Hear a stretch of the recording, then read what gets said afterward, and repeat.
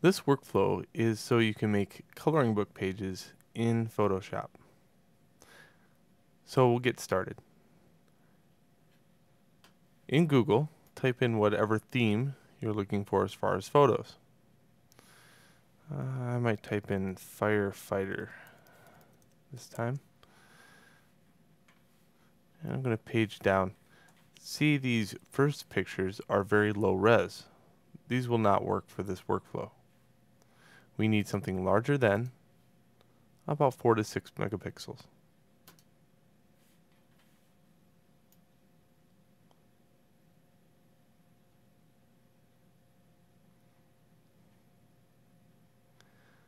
We're also looking for something that would be interesting to color.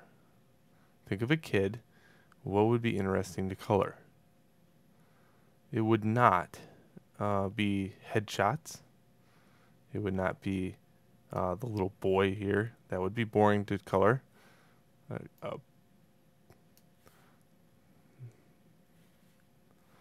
We want a photo.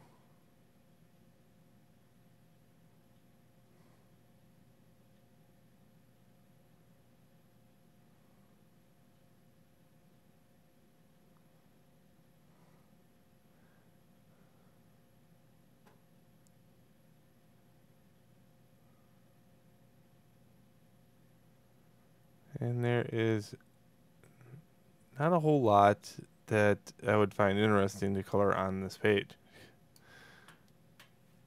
That one's pretty interesting. But think like a little boy. Let's see, I'm going to go back up to the fire truck.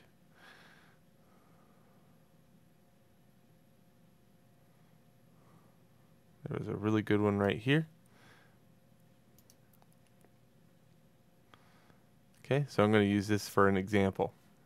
I'm going to see full size image, copy image, go to Photoshop, go File, New, OK.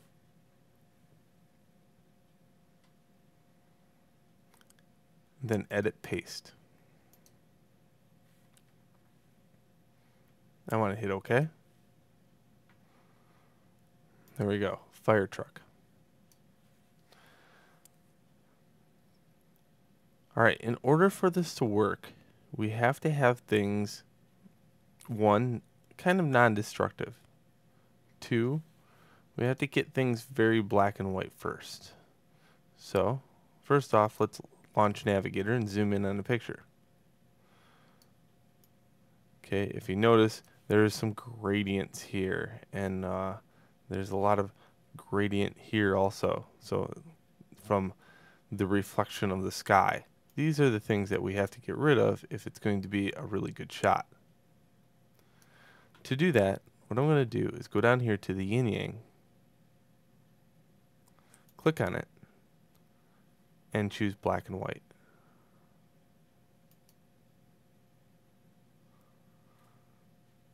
Just behind it, or somewhere around, when you double click on it, you notice that these pop up.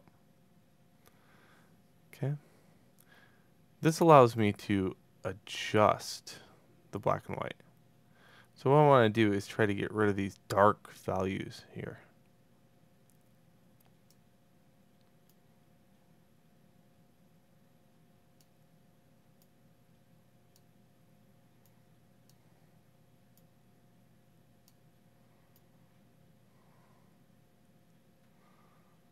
Just like that. Notice there's a lot of detail here. It's just minus red. Remember, it's a coloring book. The little boy is going to be coloring in red. Okay, let's zoom out. I like to keep this image the way it is. To do so, you notice there's layers. And on the layers, there's 3 of them. Well, what I want to do is make a copy of all 3 layers and put it on top of the next layer. I do that by doing this. Marquee tool. Click and drag from one edge to the document to the other edge. Edit, copy merged, edit, paste. Okay? Notice now I can shut these layers off and the thing's still there because it's on its own layer.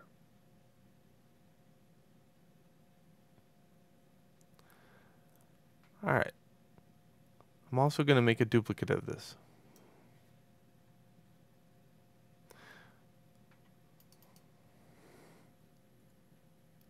I'm going to name one normal, the other one invert. Okay, for the inverted one, I'm going to do this. Image, adjustments, invert. Then I'm going to turn this to color dodge. Everything will disappear. This is normal. I'm going to go to filter, blur, Gaussian blur.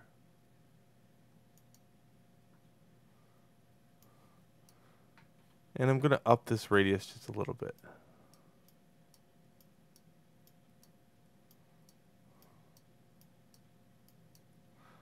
Just so I can get some of the major detail, like back here for instance.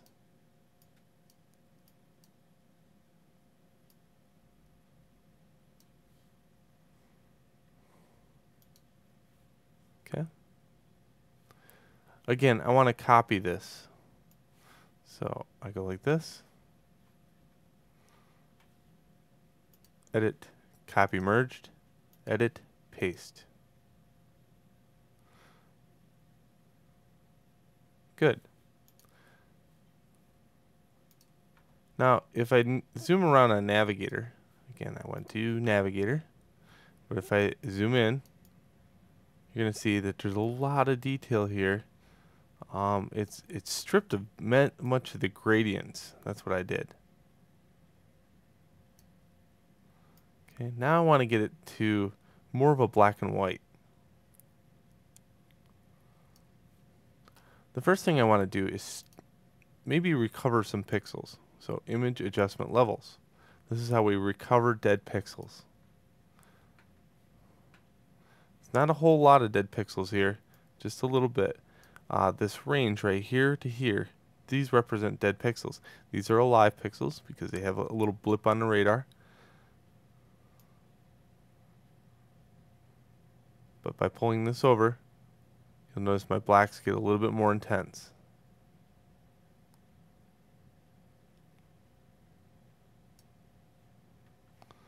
Hit OK.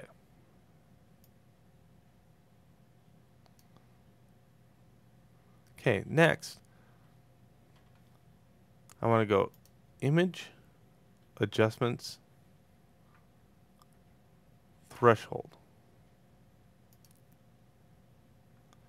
And I want to rank my threshold all the way to about right here. Now it's going to look awful at first. Don't worry about that. Hit OK.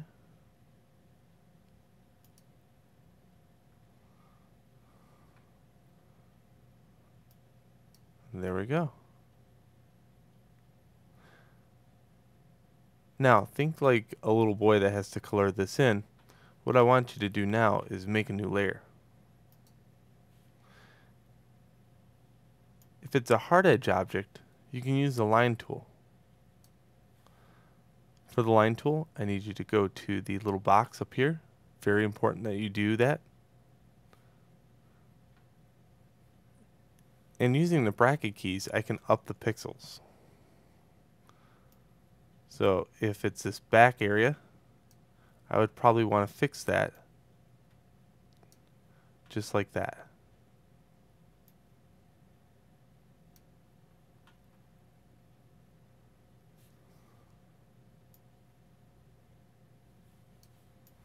So you should probably complete any lines that are not visible. That, for instance, this one might be several smaller lines.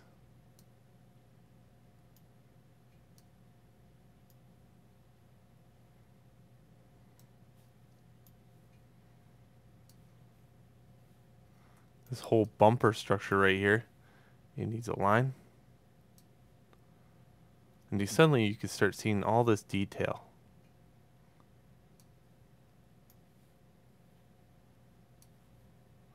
Again, look for things that don't make sense.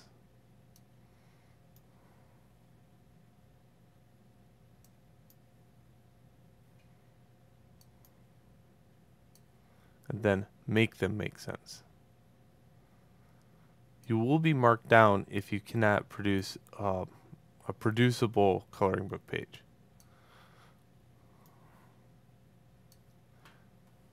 For things that are curved, you should use this, the pen tool.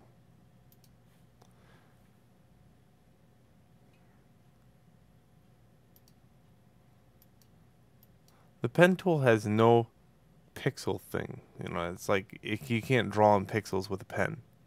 So you must use the following method. You can draw a curve by clicking.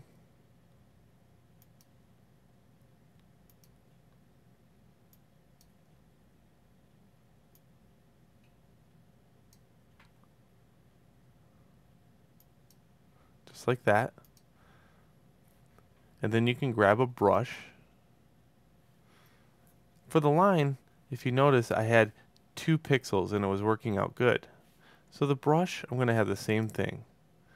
I'm going to turn this on normal. These are on 100%. And I'm going to use the bracket keys to lower this down to 2 pixels. Now, I also chose something like this, the very first brush. 2 pixels. What I want you to do is use paths. Okay? By clicking and dragging the path down to this icon with the brush, you notice it makes that line. And now they're pixels. I can now throw away the path.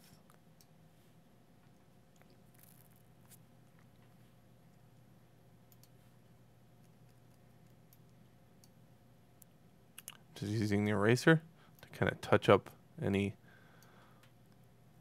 hard edge that might occur.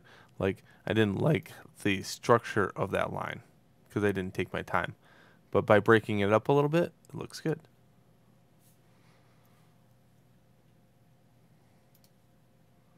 Okay. Now the few things that I want to really mention is, one, make it really nice. Okay? 2, think like a little kid. If something doesn't make sense to you, how is it supposed to make sense to the little kid?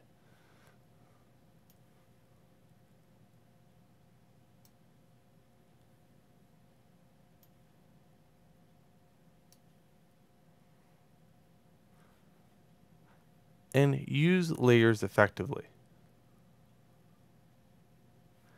At the very end, what I want you to do is save the whole thing as a Photoshop file, because then we're going to take it and do one more step in the next video.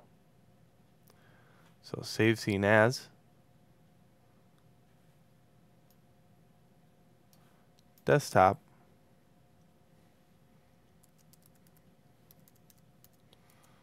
I'll call this fire truck.